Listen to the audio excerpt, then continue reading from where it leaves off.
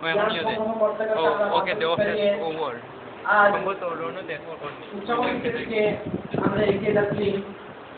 আসলে শিক্ষার প্রকৃত মানেটা যে কি, এটা আমরা অর্জনের জন্য আমাদের যথেষ্ট যে সংগঠন রয়েছে বাংলাদেশ ছাত্র মজলিস, এগুলো আমাদেরকে যথাযথভাবে একটা অভিজ্ঞতা দান করছে। বাংলাদেশ ইসলামী ছাত্র মজলিস এটার মাধ্যমে মানে আমরা অর্জন করতে পারি যে কিভাবে আমাদের জীবনকে গঠন করতে পারি। এবং বাংলাদেশে বিশেষভাবে যে অনেক সংগঠনগুলো আছে, কিন্তু আপনাদের যে আমাদের ক্যারিয়ারটা গঠন করার জন্য এই সংগঠনের যে রুটিনগুলো রয়েছে, এগুলো অত্যন্ত মনোমুগ্ধকর এবং এটার মাধ্যমে আমরা আমাদের জীবনটা গঠন করতে পারি, একটা সুন্দর জীবনটা উপহার তারা দিতে পারে। বিশেষ করে রুটিনের মধ্যে যে বিষয়গুলা মানে দৈনিক যে রুটিনগুলো, এগুলা অত্যন্ত আকর্ষণীয় এবং এগুলার মাধ্যমে আমরা কিছু একটা অর্জন করতে পারি। শিক্ষার মানে অর্থাৎ আমরা যে মাধ্যমিকে সম্ভবত বাংলা বইয়ে প্রমোদ চৌধুরী একটা পাঠের মধ্যে তিনি স্পষ্ট ভাষায় লিখেছেন যে শিক্ষার উদ্দেশ্য এখানে মানে চরিত্র গঠন, জ্ঞান অর্জন, মানুষত্ব অর্জন, এগুলাই মানে শিক্ষার প্রধান উদ্দেশ্য। এটার সাথে ঠিক অ্যাডজাস্ট হয় বাংলাদেশ ইসলামী ছাত্র মজলিস জ্ঞান অর্জন, চরিত্র গঠন ও সমাজ বিপ্লবের জেহাদে শরীক হন। অত্যন্ত সুন্দর এই স্লোগান এবং এটার মাধ্যমে কিন্তু আমরা প্রমোদ চৌধুরীর যে কথা তার ঠিক মিলটা ওই জায়গায় আসছে। কারণ জ্ঞান অর্জনের জন্য যদি শিক্ষাটা হয়, তাহলে ছাত্র মজলিসের এটার মেইন স্লোগানটাই হচ্ছে জ্ঞান অর্জন, চরিত্র গঠন। সুতরাং এটার সাথে ঠিক অ্যাডজাস্ট হচ্ছে। এজন্য বলা যায় যে এই সংগঠনটার সাথে যদি কোনো ছাত্র জড়িত হয়, অবশ্যই সে ভালো একটা কিছু অর্জন করতে পারবে। আসলে বিদ্যা শিক্ষা, এটা শিক্ষার মানে হচ্ছে যে পুঁথিগত শিক্ষা যেটা, এটা তো আসলে আমাদের শুধু মুখস্থ বিদ্যা, এটা কোনো মানে এটাতে সার্টিফিকেট মাত্র।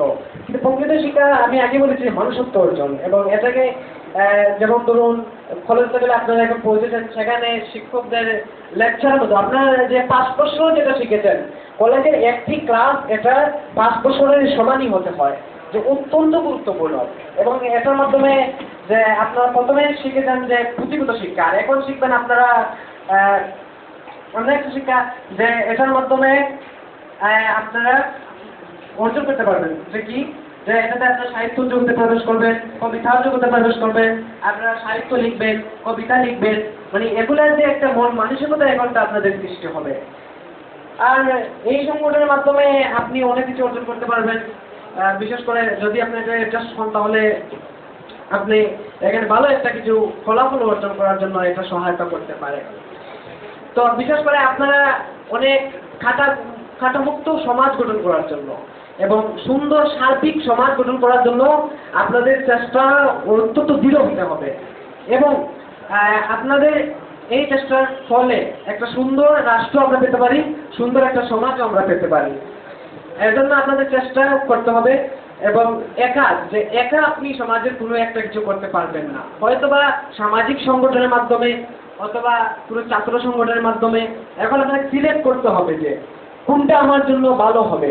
যে অনেক সংগঠন তো আছে, তাহলে আপনাকে এটাকে বিশ্লেষণ করতে হবে যে আপনি কোনটার মাধ্যমে আপনি একটা কিছু অর্জন করতে পারবেন, কোনটা আপনাকে ভালো একটা কিছু দিতে পারবে। এই নিয়ে আপনাকে প্রত্যেক সংগঠনের সাথে কিন্তু আপনি পরিচিত হতে হবে। এবং সংগঠনের বিশেষ করে যে একটা লিফলেট থাকে, ওটার মাধ্যমে আপনি তাদের নীতিগুলা অধ্যয়ন করতে পারেন এবং এগুলোকে বিশ্লেষণ করে এগুলোর মধ্যে আপনি বের করতে পারেন যে কোন সংগঠনগুলো আপনাকে ভালো একটা দেবে। যে এখন আপনাদের অনেক সংগঠনই বলবে যে আমাদের কাছে আসেন, এখান থেকে আপনি শিখতে পারবেন, কিন্তু আপনার দায়িত্ব হচ্ছে যে আপনি এটাকে বিশ্লেষণ করুন। এটাই আপনাদের জন্য কামনা। আর আপনারা এখন হচ্ছেন যে আপনারা নিজে প্রতিভাবান, অনেক প্রতিভাবান আপনারা, যে আপনাদের প্রতিভার দ্বারাই আমাদের দেশ এবং সমাজটা একদিন উন্নত হবে।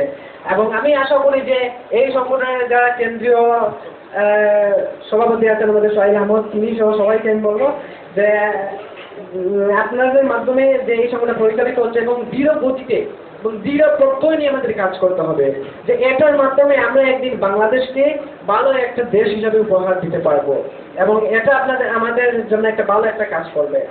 তো বিশেষ করে আমি আর কিছু বলতে চাই না। পরিশেষে সবশেষ কথা আমার এটাই যে আমরা লেখাপড়াটা আসলে জ্ঞান অর্জনের জন্য করব, চরিত্র গঠনের জন্য করব, যেটা আমাদের উপহার দিতে পারে বাংলাদেশ ইসলামী ছাত্র মজলিস। যদি আমাদের শিক্ষাবিদ, যে আমার শিক্ষাবিদরা বলেন যে জ্ঞান অর্জন চরিত্র গঠনের লেখাপড়া, ঠিক ছাত্র মজলিসে একই কথা বলছে। তাহলে শিক্ষাবিদের সাথে ছাত্র মজলিসের সাথে যদি আমরা আমাদের মিলটা হয়, তাহলে এটাই আমরা গ্রহণ করব এবং এটাকে গ্রহণ করার জন্য আমরা তত চেষ্টা করব এবং বিশ্লেষণ করব। পরিশেষে আমি কৃতি শিক্ষার্থীদের উদ্দেশ্য করে বলতে চাই যে আপনাদের এই অগ্রযাত্রা, আপনাদের এই শিক্ষার যে দিকে যে আপনি এগিয়ে যাচ্ছেন, আপনাদের এটা শুভ হোক। বা আপনারা অনেক শ্রম করেন, দেশের পিছনে শ্রম করেন, বইয়ের সাথে শ্রম করেন, সাহিত্যের সাথে শ্রম করেন, কবিতার সাথে শ্রম করেন, আপনারা আরো ভালো হবেন। আপনাদের মেধা খুবই ভালো এবং এটাকে বিকশিত করার জন্য আপনাদের এই চেষ্টা চালাতে হবে। পরিশেষে সকলকে আন্তরিকভাবে আজকের এই অনুষ্ঠানের পক্ষ থেকে বা বাংলাদেশ ছাত্র মজলিসের পক্ষ থেকে আন্তরিক মোবারকবাদ জানিয়ে আমার শুভেচ্ছা বক্তব্য এখানে শেষ করছি। আসসালামু আলাইকুম। ভাই মোহাম্মদ সালাউদ্দিন